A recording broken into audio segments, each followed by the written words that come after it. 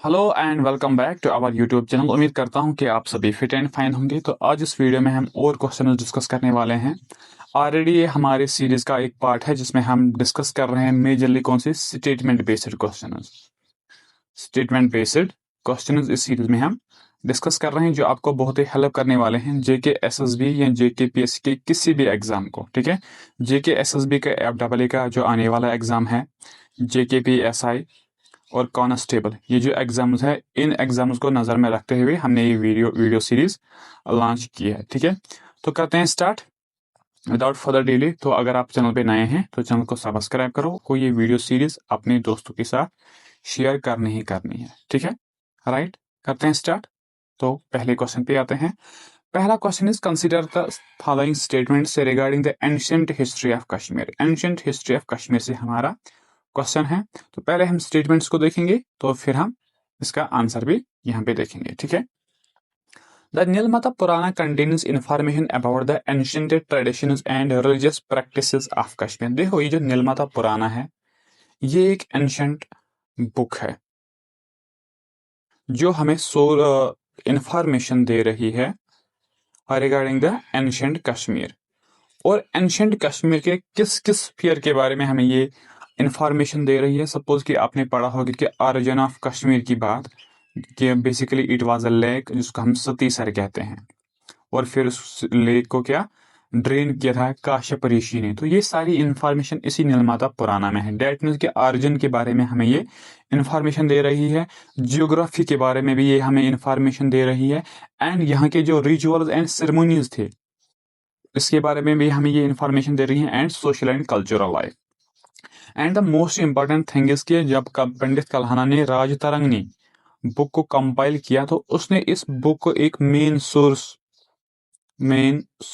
बनाया था for constructing his book. ठीक है, तो ये स्टेटमेंट हमारा बिल्कुल सही है। ठीक है, the Nilamata Purana is traditionally associated with the saga Nila. देखो, ये स्टेटमेंट भी हमारा सही है। देखो क्यों, देखो ये जो नीलमाता है ना, ये डेरिवेटिव है एक वर्ड से, नीला माता।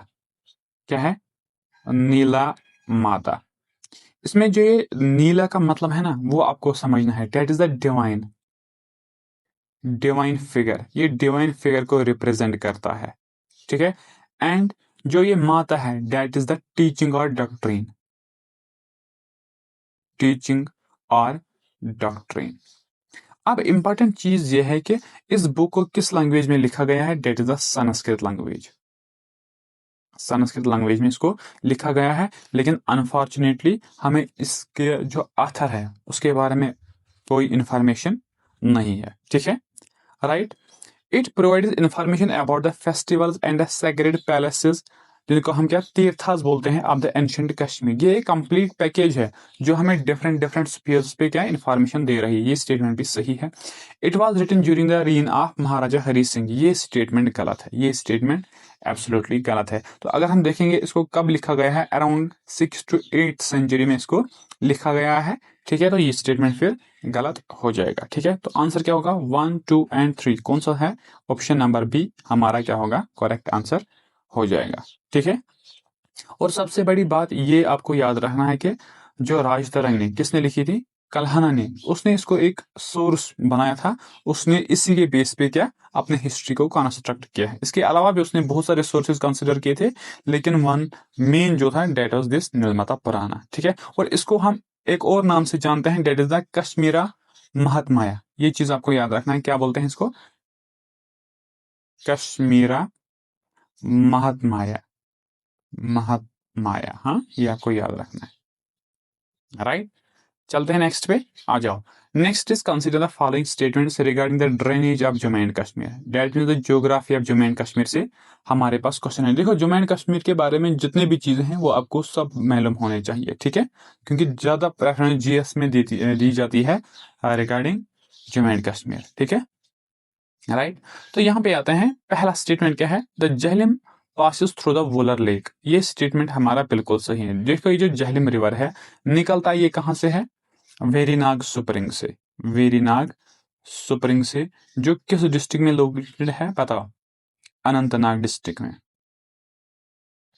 अनंतनाग डिस्ट्रिक्ट, इसका मतलब क्या है, countless सुप्रिंग्स।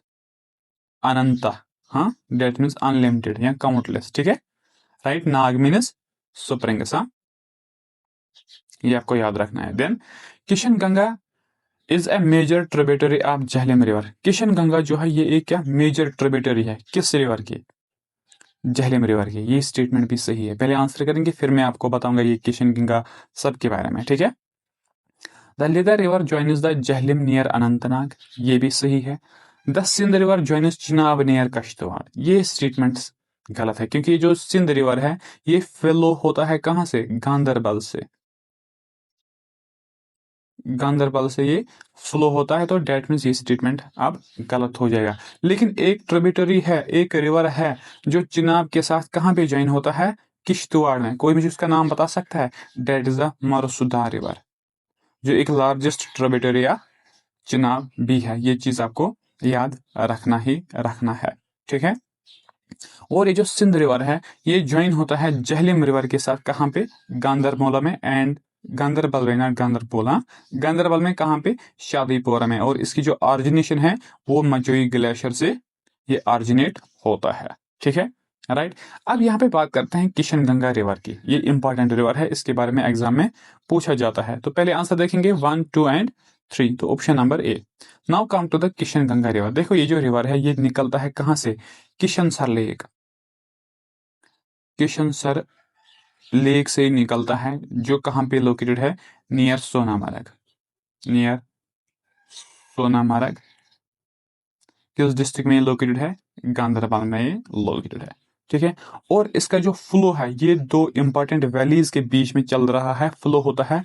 Date is the Tulail valley, Tulail valley और Gurez valley, Tulail valley and Gurez valley. ये दो चीजें आपको मैक्सिमम याद रखने हैं। और पाकिस्तान में इस किशन गंगा को नीलम रिवर के नाम से, नीलम रिवर के नाम से जानते हैं, ठीक है, राइट। और लेंथ क्या है इसकी?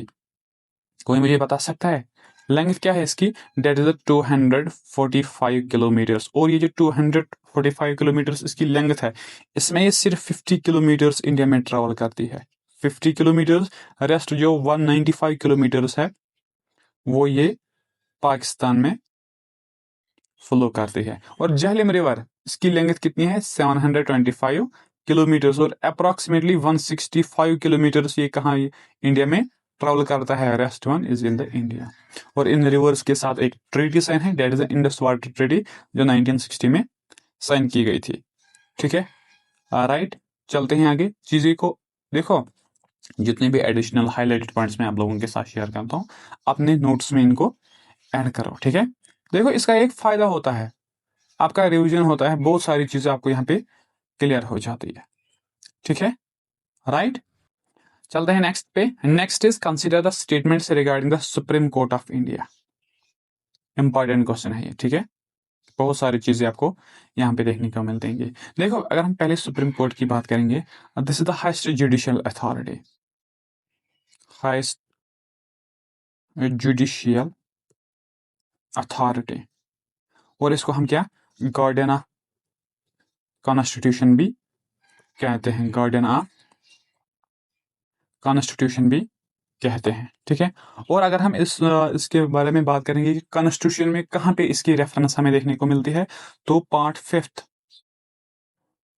फिफ्थ एंड चैप्टर कौन सा है? 4th, फ्रॉम आर्टिकल्स 124 टू 147, ठीक है ना।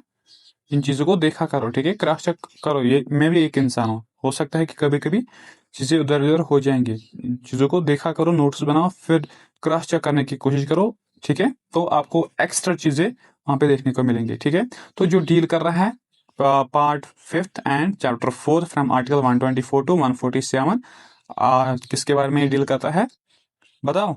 यूनियन जुडिशरी के बारे में, डेट मीन सुप्रीम कोर्ट के बारे में हमें रेफरेंस देखने को मिलती है। अब ये जो हमारा सुप्रीम कोर्ट है इसको कब नेशनलाइज किया गया था? इंपॉर्टेंट चीज है जो आपको याद रखना है, 26 जनवरी 1950 में, ठीक है। और ये भी क्वेश्चन आ सकता है कि इसकी स्ट्रेंथ क्या है, कितने जजेस होते हैं हमारे सुप्रीम कोर्ट में? देखो हमारे सुप्रीम कोर्ट में टोटल 34 जजेस होते हैं, ठीक है। और इन 34 में से 33 जो ऑर्डिनरी जज होते हैं, ठीक है, नॉट ऑर्डिनरी हाईएस्ट लेवल के, लेकिन एक सीजीआई होता है, चीफ जस्टिस ऑफ इंडिया। और ये जो सीजीआई है इसको कौन अपॉइंट कर रहा है? प्रेसिडेंट। ठीक है। तो मैक्सिमम एज क्या होती है इसकी? 65 ईयर्स। हाँ, आई थिंक 65 ईयर्स ही है। ठीक है। तो इस चीज को आप देख लेना। नाउ कम टू द, किस पे आते हैं? स्टेटमेंट्स पे अब आते हैं, क्या हमसे पूछ रहा है स्टेटमेंट्स में। ठीक है, एक सेकंड। तो देखो पहला स्टेटमेंट क्या है। First is the supreme court is the highest court of India. Already मैंने आप लोगों के साथ ये बात शेयर की है, this is correct.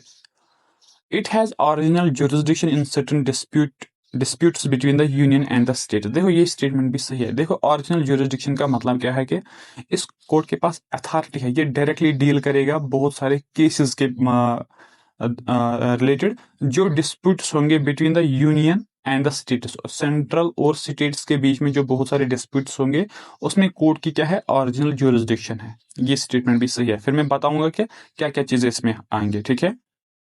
It can issue writs for the enforcement of the fundamental rights, जो आर्टिकल 32 में मेंशनड है, ये भी सही है। It is decision are binding on all courts with in India, तो ये स्टेटमेंट भी सही है। ठीक है।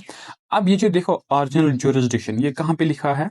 Article 131, exclusive authority supreme court के पास है कि जो डिस्प्यूट्स होंगे सेंटर एंड स्टेट्स के बीच में या डिफरेंट स्टेट्स के आपस के बीच में, तो सुप्रीम कोर्ट ऑफ इंडिया जो है इसके पास क्या है? ओरिजिनल जुरिस्डिक्शन है, इसके पास ये अथॉरिटी है, ये डायरेक्टली डील करेगा क्या? इन डिस्प्यूट्स के साथ। ठीक है, राइट। तो ये भी करेक्ट है। देन रिट जुरिस्डिक्शन जो आर्टिकल 32 में मेंशनड है, हमारा जो कॉन्स्टिट्यूशन है उसने अथॉरिटी दी है हमारे किसको? सुप्रीम कोर्ट को। ये क्या रिट जारी कर सकता है रिगार्डिंग द फंडामेंटल राइट्स, लेकिन वो कितने? 5 टाइप्स ऑफ रिट्स। ठीक है। First is the habeas corpus, mandamus, prohibition, quo warranto and certiorari. तो ये चीज आपको याद रखना है। और आर्टिकल 141 जो है, इस आर्टिकल के अंदर अंदर ये डिक्लेयर किया गया है जो सुप्रीम कोर्ट है is binding on all courts in India. ठीक है, राइट। तो ये चीज आपको याद रखना ही रखना है। डेट इज ये सभी स्टेटमेंट्स 1 2 3 4 ये क्या है? ये करेक्ट स्टेटमेंट्स है। ठीक है, राइट। चलते हैं आगे। आ जाओ नेक्स्ट पे, आ जाओ नेक्स्ट पे। नेक्स्ट क्या है? Consider the following statements regarding the Indian monsoon. Indian monsoon के बारे में हमारे पास स्टेटमेंट्स है। देखो इंडिया की अगर हम मानसून की बात करेंगे तो कंसीडर करो कि ये हमारा पेनिसुलर इंडिया है। तो ये हो गया अरेबियन सी, अरेबियन सी, और ये हो गया बे of Bengal.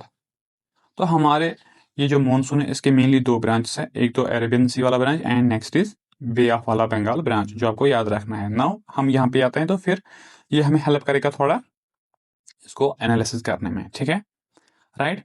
The south west monsoon normally reaches Kerala before advancing further into India. देखो केरला यहाँ पे है ना, तो पहले एडवांस ये कहाँ पे होगा? केरला में ही, तो फिर ये इंडिया के रेस्ट प्लेसेस पे जाएगा। तो डेट मींस ये स्टेटमेंट सही है।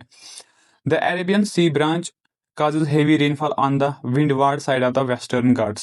वेस्टर्न घाट्स पे ये क्या मैक्सिमम रेन करता है क्योंकि यहीं से ये पास होता है, और इसको हम क्या ओरोग्राफिक रेनफॉल कहते हैं। ओरोग्राफिक रेनफॉल का मतलब क्या है? जो पहाड़ों की चोटियों के साथ क्या टच होके फिर रेन फॉल हो जाता है। डेट मींस ये स्टेटमेंट भी हमारा सही है। Rajasthan receives very heavy rainfall through out the year because of south west monsoon. बताओ स्टेटमेंट सही है या गलत? ये स्टेटमेंट गलत है क्योंकि वहां पे आरावालीज की वजह से वो इसको क्या बिहेवियर क्रिएट करते हैं। ठीक है, तो वहां पे रेनफॉल नहीं हो रहा है। ठीक है, right. The retreating monsoon is vital for the rainfall in south eastern India. ये स्टेटमेंट भी बेसिकली जो तमिलनाडु वाला एरिया है और कोस्टल एरियाज जो है वहां पे, तो वहां पे इससे रेनफॉल मैक्सिमम हो जाता है। ये स्टेटमेंट भी सही है। Option is option number B. अब यहाँ पे देखो जो मानसून किस टाइम पे आता है, ये पहुंचता है फर्स्टली केरला में कब? 1 जून इन एवरी ईयर, ये आपको याद रखना है। ठीक है, राजस्थान में लो रेनफॉल क्यों होता है? क्योंकि साउथ वेस्ट मानसून से इंडिया में मैक्सिमम रेनफॉल होता है, फिर भी राजस्थान क्यों लो रेनफॉल रिसीव करता है? The Aravalli range lies parallel to the direction of Arabian sea branches winds offering no obstruction to force to force precipitation, to form या टू फोर्स प्रेसिपिटेशन। देखो एरा वाली रेंज जो है जो पर्ल है किनके, अरेबियन सी में, फिर वो कोई ऑब्स्ट्रक्शन इनको प्रोवाइड नहीं कर रहा है तो वो उसके ऊपर से जा रहे हैं। ठीक है, तो ये आपको याद रखना है। Retreating monsoon picks moisture from the Bay of Bengal, ये इंपॉर्टेंट है, and cause heavy rainfall in Tamil Nadu and coastal areas of Andhra Pradesh. तो ये आपको याद रखना ही रखना है। और ये क्या होता है, ओरोग्राफिक रेनफॉल होता है। तो option number 4 not option number 2 1 2 4 is correct, 3 is incorrect. ठीक है, राइट। चलते हैं आगे, आ जाए नेक्स्ट पे। Next is from the Jammu and Kashmir के जो ट्रेडिशनल क्यूजीन्स है। इंपॉर्टेंट क्वेश्चन है, जेके एसएसबी के रिगार्डिंग है, not JK SSB, Jammu and Kashmir के रिगार्डिंग है, तो इंपॉर्टेंट बन ही जाता है। ठीक है, देखो wazwan is a traditional multi course feast associated with Kashmir. Definitely wazwan यहाँ का फेमस है। Rogan josh is traditionally prepared as a meat dish. Definitely मुंह में पानी नहीं आना चाहिए। हाँ, ठीक है। Harissa is a traditional winter preparation popular in Kashmir, ये भी सही है। Kalari is traditional associated with Jammu and is a type of चीज। ये सभी स्टेटमेंट्स क्या है, करेक्ट स्टेटमेंट्स है। ठीक है, तो आंसर क्या होगा, option number C will be the correct answer. यहाँ पे देखो वाजवान एंड वस्तवाजा, वाजवान जो बनाता है उसको हम क्या कहते हैं, वस्तवाजा। ठीक है, और मेजरली इसमें क्या 36 डिशेस होते हैं prepared by the master chef, जिसको हम क्या वस्ता कहते हैं, ईटन बाई त्रामी, जो एक क्या लार्ज कॉपर प्लेट है। Kalari cheese known as milk cake of Jammu, important है, इसको याद रख लेना। ठीक है, especially Ramnagar Udhampur made from dense cow buffalo milk. तो हरीसा जो है ये विंटर में ये स्लो कुक किया जाता है विंटर के टाइम पे। ठीक है, राइट, बहुत टेस्टी होता है ये। नेक्स्ट भी चलते हैं। Next is consider the following statements regarding the biodiversity conservation. बहुत इंपॉर्टेंट क्वेश्चन है ये। ठीक है, in situ conservation protect species within their natural habitat. देखो एक होता है इन सितु एंड नेक्स्ट होता है एक्स सितु। इन सितु का मतलब क्या है, सपोज के किसी जगह पे हमने कोई स्पीशीज देखी है जो जिसकी बहुत सारी इंपॉर्टेंस है। ठीक है, तो हमने उसी एरिया को क्या डिक्लेयर किया, या नेशनल पार्क या wildlife sanctuary, biosphere reserve, so that कि जो यहाँ पे स्पीशीज है वो प्रोटेक्ट हो जाए। तो इस प्लेस को हम क्या कहेंगे, क्या कहेंगे, in situ conservation. While as ex situ conservation ये है कि कोई स्पीशीज हमने किसी पर्टिकुलर प्लेस पे देखा है तो फिर हमने उसको वहां से उठा के किसी बोटानिकल गार्डन में, जू में बनाया। ठीक है, तो ये वो हो गया एक्स सितु कंजर्वेशन। ठीक है, ये दो चीजें जो आपको याद रखने हैं। तो इन सितु का मतलब क्या है, विद इन नेचुरल हैबिटेट, ये सही है। National parks are examples of in situ conservation, ये भी सही है। नेशनल पार्क्स के अलावा वाइल्ड लाइफ सेंचुरीज भी आएंगे, बायोस्फीयर रिजर्व्स भी आएंगे एंड सेक्रेड ग्रोव्स भी आएंगे। ठीक है, ये आपको याद रखना है। Seed banks are generally example of ex situ conservation, definitely. ठीक है, ex situ conservation helps critically threatened species facing extension. देखो एक्स सितु कंजर्वेशन जो है ये हेल्प कर रहा है, जो जितने भी क्रिटिकल स्पीशीज है उनको हम क्या बचाएंगे, एक्सटेंशन से। बताओ, खत्म होने से। बताओ ये स्टेटमेंट सही है या गलत, ये स्टेटमेंट सही है, क्योंकि हम इसको उनको इसीलिए एक जगह से दूसरी जगह शिफ्ट कर रहे हैं, जू में, बोटानिकल गार्डन में, सो डेट उनकी जो पॉपुलेशन है या तो वो बढ़ जाए या वो मेंटेन रहे। ठीक है, तो यही पर्पज होता है इन चीजों का। Axis is essential when wild populations are decimated by habitat loss or disease। तो ये चीजें आपको याद रखना है। तो आंसर क्या होगा, option number D will be the correct answer. ठीक है, राइट। नेक्स्ट भी चलते हैं। Next is about the glaciers. ठीक है, a glacier move slowly under the influence of gravity. देखो ये जो ग्लेशियर होते हैं बड़े बड़े, सपोज अगर हम सियाचिन देखेंगे, कोलाहाई देखेंगे, जो हाँ यहाँ पे हमें देखने को मिलते हैं, इनका जो ये स्लोली क्या मूव कर रहे हैं, लेकिन ये मूव कर रहे हैं ड्यू टू ग्रेविटी, ग्रेविटी की वजह से थोड़ा सा मूव कर रही है, इन्फ्लुएंस होता है ग्रेविटी का। ये स्टेटमेंट हमारा सही है। Glacier valleys are commonly U shaped, ये स्टेटमेंट भी सही है। देखो सपोज ये ग्लेशियर है, यहाँ से पानी निकलता है। ठीक है, जो यहाँ का जो जमीन है उसका जो बेड रॉक है ये इसको क्या फ्लो करते हैं, तो यहाँ पे क्या यू शेप्ड वैलीज बन जाती है। ठीक है, moraines are deposits of rock material left behind by the glaciers, ये भी स्टेटमेंट हमारा सही है। ठीक है, right. Glaciers are found only in the polar region, ये गलत है। ठीक है, तो आंसर क्या होगा, 1 2 3, 1 2 3, ऑप्शन नंबर ए हमारा करेक्ट आंसर हो जाएगा। और जम्मू एंड कश्मीर के जो इंपॉर्टेंट ग्लेशियर है उनको अच्छे से एक बार पढ़ लेना, ठीक है। तो अगर हम ये जो ग्लेशियर है इनकी ग्लोबल डिस्ट्रीब्यूशन देखेंगे तो ये ग्लेशियर एग्जिस्ट करते हैं हर किसी कंटिनेंट में ऑस्ट्रेलिया के बगैर। High extensive altitude alpine glaciers exist in Himalayas and in Alps, ये आपको याद रखना है। यू शीपेड वैलीज ये फॉर्म कर रहे हैं। मोरेन्स ये क्या है, unsorted glacial till, that means क्या, जो रिमेन्स है इनमें टिल्ट वगैरह आता है। Classified as the lateral, medial and terminal moraines, जो आपको याद रखना है। सियाचिन ग्लेशियर जो कहाँ पे है, कोराकोरम रेंज में 76 मीटर इसकी क्या है लेंथ है। वर्ल्ड का second highest non polar region को छोड़ के Kolahoi glacier largest in Kashmir valley. तो कश्मीर वैली, ये इस जम्मू एंड कश्मीर जितने भी ग्लेशियर्स है वो आपको याद रखना है, उन पे नजर देना है कौन सा रिवर कहाँ से ऑरिजिनेट होता है, ठीक है। राइट, नेक्स्ट पे चलते हैं। Next is consider the following statements regarding the Indian banking system. Indian banking system, RBI वगैरह के बारे में कुछ स्टेटमेंट्स हैं। तो पहले स्टेटमेंट्स देखेंगे, then we are going to answer, ठीक है। Commercial banks accepted deposits from the banks, इनका तो काम यही है, ये इंटरेस्ट पे ही काम कर रहे हैं, ठीक है। डिपॉजिट तो ये लेते ही लोगों से। The reserve bank of India is India central bank, ये भी सही है, इसको बैंक ऑफ द बैंक्स कहा जाता है, बैंकर्स बैंक कहा जाता है, ठीक है। Monetary policy committee is associated with monetary policy decisions, बताओ ये स्टेटमेंट सही है या गलत। ये स्टेटमेंट क्या है, आंसर करो। ये स्टेटमेंट भी सही है। A saving bank account generally provide no facility for depositing money, ये गलत है। सेविंग बैंक अकाउंट उनका मकसद ही होता है कि बंदे यहाँ पे क्या मनी रखें या डिपॉजिट मनी करें, तो ये स्टेटमेंट गलत है। आंसर क्या होगा, 1 2 3 that the option number B हमारा करेक्ट आंसर हो जाएगा। अब यहाँ पे कुछ चीजें हैं जो आपको याद रखने हैं। देखो, अगर हम आरबीआई की बात करेंगे, रिजर्व बैंक ऑफ इंडिया, जो एस्टेब्लिश किया गया था आरबीआई एक्ट 1934 में ये लाया गया था, फिर इसको 1935 में एस्टेब्लिश किया गया था, और फिर इसको नेशनलाइज कब किया गया था, 1949 में, जो आपको याद रखना है, ठीक है। और regulator of the Indian financial system, right. तो इसका जो हेड क्वार्टर है वो कहाँ पे है, वो मुंबई में है, और इसलिए मुंबई को क्या हम एक और नाम से जानते हैं, बताओ, फाइनेंशियल कैपिटल ऑफ इंडिया। इसको बैंकर ऑफ बैंक्स कहा जाता है, बैंकर ऑफ बैंक्स, ठीक है, right. Monetary policy committee, MPC, ये इंपॉर्टेंट है, इसके बारे में पूछा जाता है। ये 6 मेंबर की क्या है, स्टैट्यूटरी बॉडी है। Section 45 GB of RBI act that fixes benchmark policy of repo rate. Repo rate important है, देखो बहुत टाइम हमने सुना होगा ये रेपो रेट क्या है भाई, तो ये चीजें हमें जहन में नहीं रहती। देखो मैं यहाँ पे आपको इजीली यहाँ पे समझाता हूँ कि ये रेपो रेट है क्या। आर यहाँ पे समझो, सपोज ये आरबीआई जो है ये फंड देता है कमर्शियल बैंक्स को, ये फंड देता है कमर्शियल बैंक्स पे, और इस पे जो इंटरेस्ट रेट होती है तो इस सारे को कहा जाता है रेपो रेट, ठीक है। RBI give short term funds for the commercial banks, और जो इस पे इंटरेस्ट रेट होती है तो ये whole process is repo rate, ठीक है, राइट।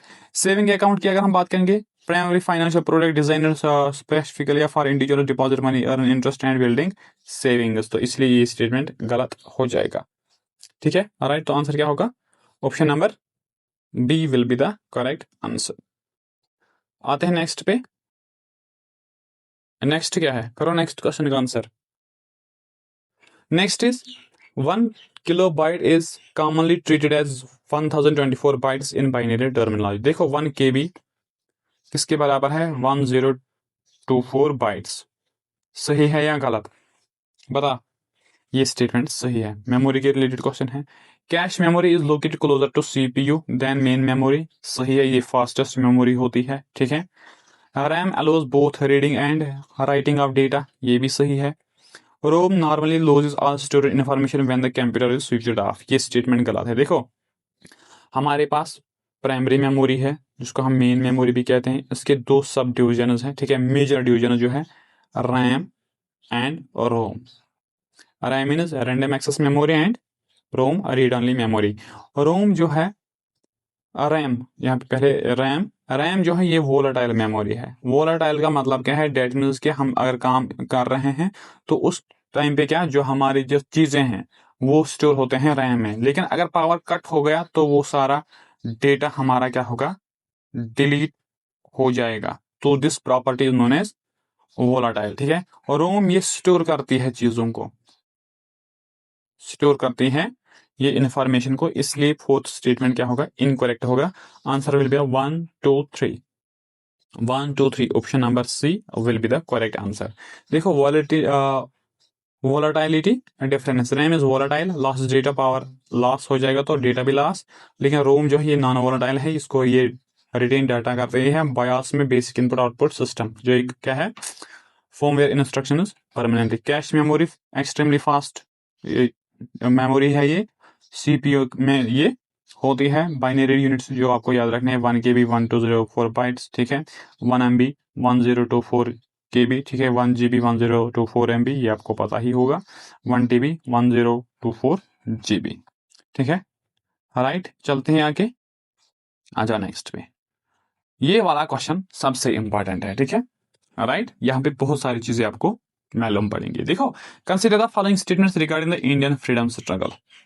पूरा टॉपिक एक के बारे में पूछता तो बात होती, पूरे इंडियन फ्रीडम स्ट्रगल के बारे में पूछा गया है, ठीक है। पहला है the non cooperation movement was launched in 1920। Non cooperation movement इसको लॉन्च किया गया था 1 अगस्त 1920 में। और इस 1 अगस्त के डेट पे किसकी डेथ हुई थी, बाल गंगाधर तिलक। और उसके डेथ पे गांधी जी ने क्या कहा था, माई बुलवाक हैज गॉन। चीजें याद रखो, ठीक है। हिस्ट्री से मुझे ज्यादा ही प्यार है थोड़ा सा, हाँ, तो मैं कभी आउट ऑफ कंट्रोल भी हो जाता हूँ इन चीजों पे, ठीक है। नॉन कॉपरेशन मूवमेंट जो 1920 में लॉन्च की गई थी, किसने की थी, गांधी जी ने की थी। और ये गांधी जी की इंडिया में पहली मास बेस्ड मूवमेंट थी, मास बेस्ड मूवमेंट थी। बहुत सारे लोगों ने इसमें पार्टिसिपेट किया था। और इसमें गांधी जी ने कहा था कि विद इन 1 ईयर हम क्या करेंगे, we will get the independence. लेकिन फिर ये गांधी जी ने ये मूवमेंट क्या बंद की थी, बिकॉज ऑफ दिस चोरी चोरा case. The movement was withdrawn because of the चोरी चोरा केस। ये भी सही है और ये भी सही है, ठीक है।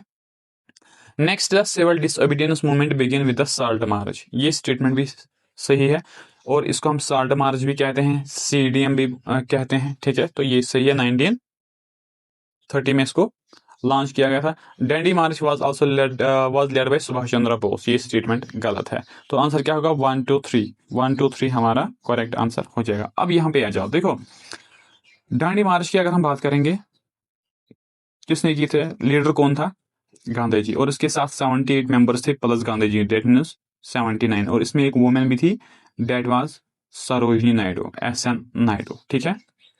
ये कहाँ से स्टार्ट हुआ था, ये डांडी से स्टार्ट हुआ था टू साबरमती आश्रम। और डांडी से ये साबरमती आश्रम से स्टार्ट हुआ था डांडी तक, ठीक है।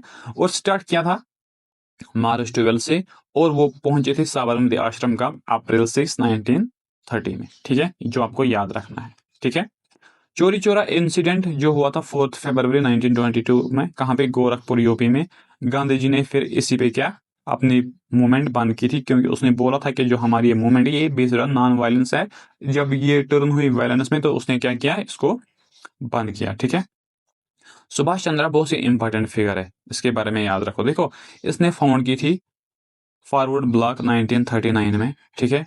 और इसने ज्वाइन फिर किया था आजाद हिंद फौज को 1943 में, ठीक है। और डांडी टोटल डिस्टेंस 240 माइल्स, ठीक है। 24 डेज में इन्होंने ये कवर किया था। तो फाइनली वहां पे पहुंच रहे 6 अप्रैल 1930 में, ठीक है। राइट, चलते हैं आगे। तो ये हमारे कुछ जो हमारे टॉपिक के मेन चीजें रही थी, ठीक है। JK special focus, conceptual clarity and elimination technique, इन पे आपको फोकस करना है, ठीक है। राइट, तो आज की वीडियो में हम इतने ही क्वेश्चन डिस्कस करने वाले हैं, ठीक है। डेट मीन्स कि we are going to wind up the session. और अगर आपको सेशन अच्छा लग रहा हो, इन्फॉर्मेटिव लग रहा है, तो देन शेयर इट, जो बहुत कम लोग करते हैं। And also subscribe our YouTube channel. तो thank you so much, have a good day.